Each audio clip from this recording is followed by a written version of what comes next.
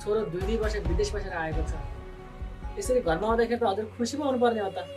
किन अचम्म पनि हेरिराख्नु भएको छ त?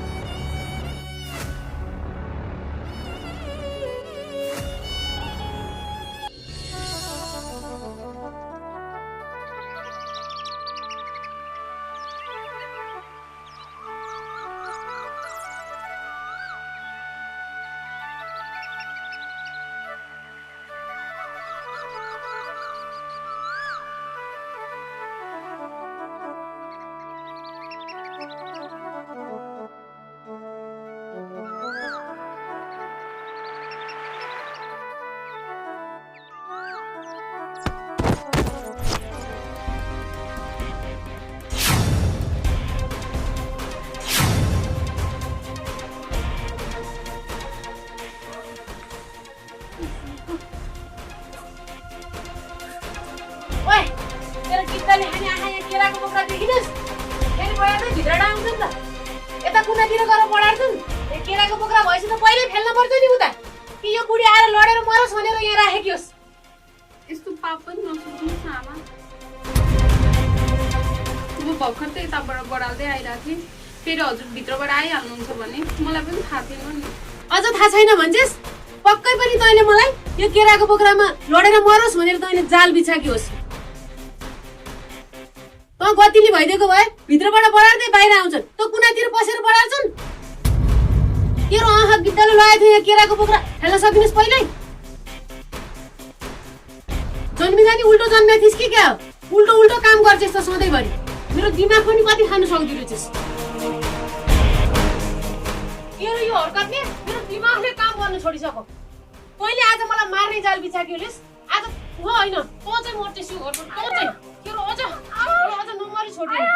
त्यो घरबाट त चाहिँ मर्छस्। कति सक्नु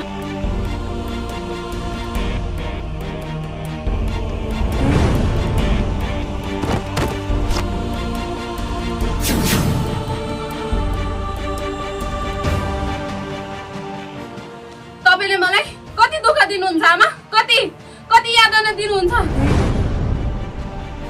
कति सौम तपाईँको यातना? आज त तपाईँले अति गर्नुभयो। त्यसैले मैले आज सहनै सकिनँ आमा।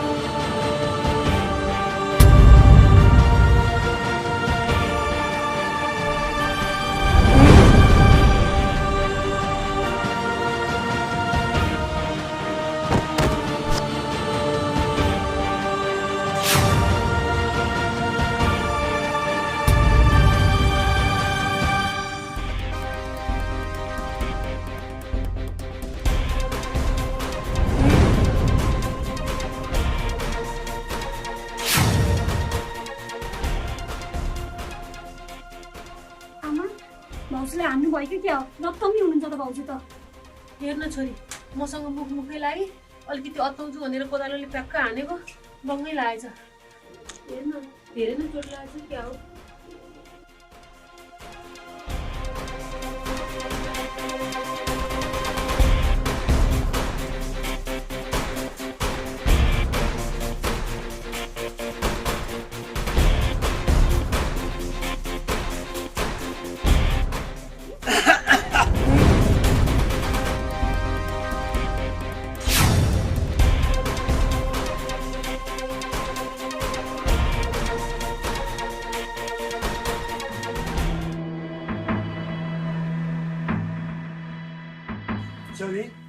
के गर्दैछौ? केही होइन बुवा, यहाँ बिस्कुट फुटाएको थियो त्यही उठाएर राखेँ। ए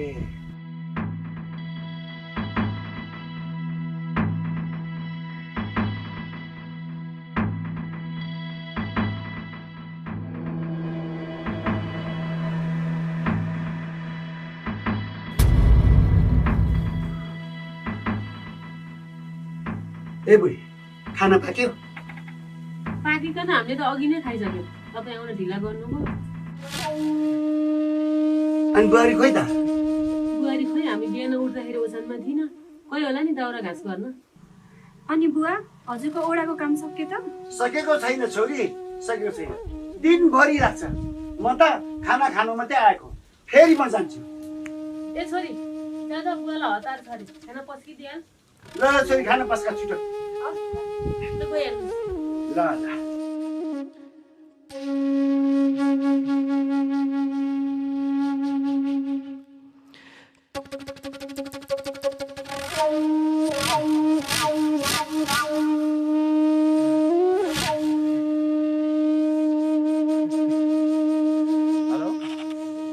दिवाना बाबु, कहाँ छौ तिमीहरू? तुरुन्तै मेरो घरमा आइहाल न एकछिन। अनि के काम पर्यो काकी? जे काम पर्यो नि तुरुन्तै आइहाल न। एकैछिन थाहा पाइहाल्छौ नि। ए हस् हस् हस् ल के कसो भनौँ? गीता दिदी काकीको फोन रहेछ, काम पर्यो, छिटछिट जानुपर्ने।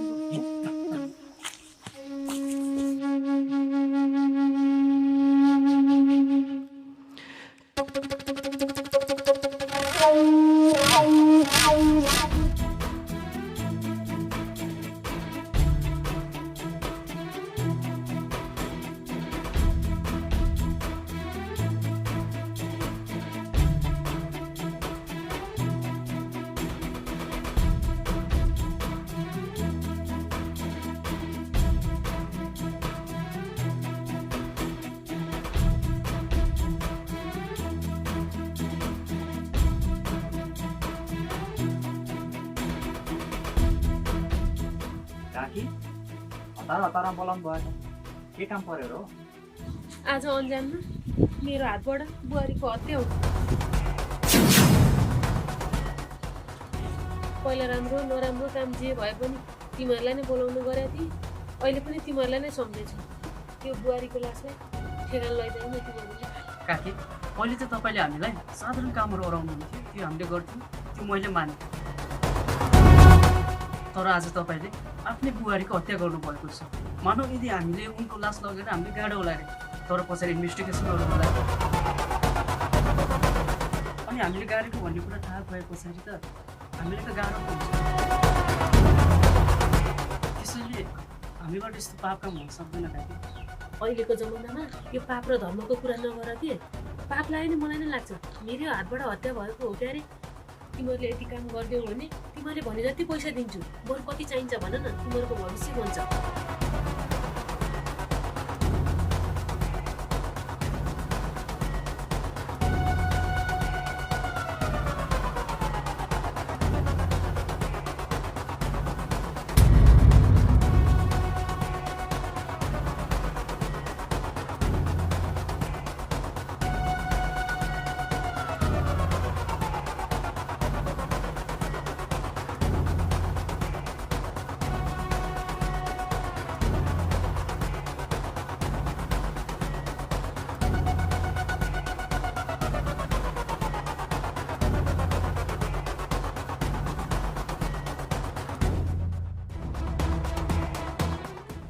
ल अब सुन, तिमीहरूले यो लासलाई तल खोलामा लगेर बगाइदिने हो कि माथि डाँडामा लगेर खाल्डो खनेर गाडिदिने हो? त्यो काम चाहिँ राम्रोसित गर्नु पर्यो। फेरि यो गाउँमा कसैले थाहा पाउनु चाहिँ भएन नि। तिमीहरू यो काम सकेर आऊ, तिमीहरूले भने जति पैसा म 1-2 दिनमा ठिक बनाइदिउँ। त्यति भनेपछि त हुन्छ नि।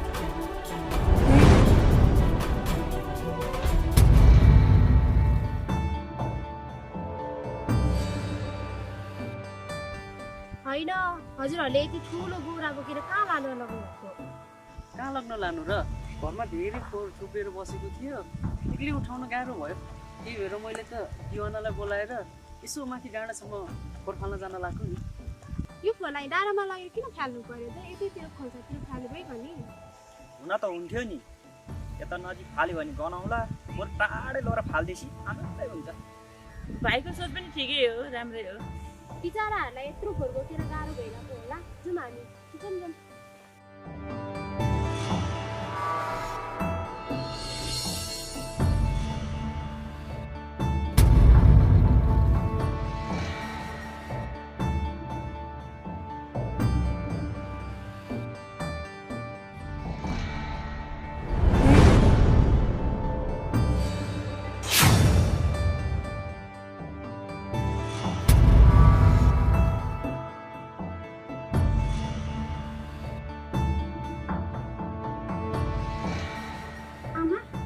छैन त लगाइसक्नु भएको लाइसेन्स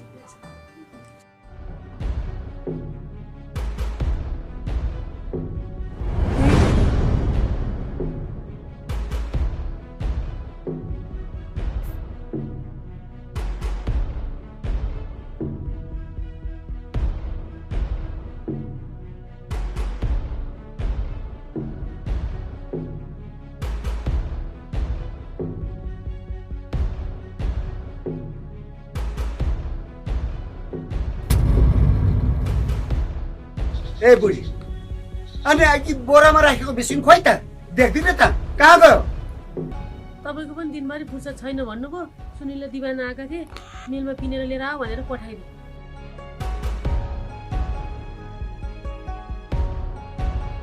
जे होस् त्यो सुनिल देवाना चाहिँ हामीले भनेको फ्याट्टै मान्छन् है बुढी र पहिले म वडा अध्यक्ष हुँदाखेरि पनि कार्यकर्ता उनीहरै थिए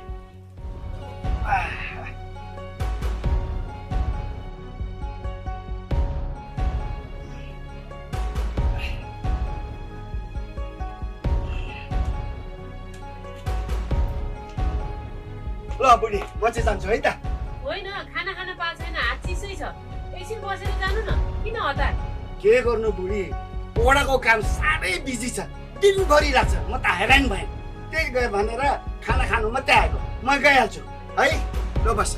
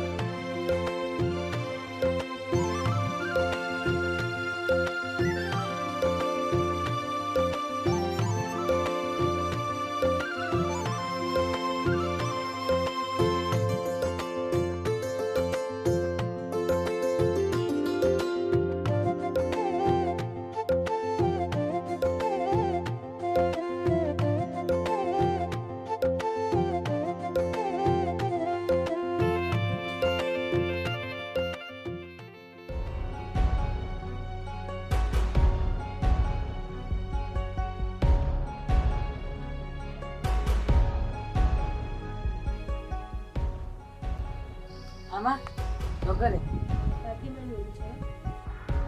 अनि आमा छोरो 2 वर्ष विदेश बसेर आएको छ यसरी घरमा आउँदाखेरि त हजुर खुसी पो हुनुपर्ने हो त किन अचम्म माने हेरिराख्नु भएको छ त के भयो र आमा अब 2 वर्ष विदेश बसेर आएको छोरो घर आउँदा त यसो खबर गरेर आउनुपर्छ नि एकैचोटि आँखा अगाडि देख्दा त म त झसङ्गै भयो नि हजुर पनि झसङ्गै किन हुनु पर्यो त म त हजुरहरूलाई झन् सरप्राइज दिनु कि भनेर कसैले खबर नगरी आएको ए दाइ पो आउनु भएछ दाइ बाबु यता बसेर कुरा गर्न के उठिरहेको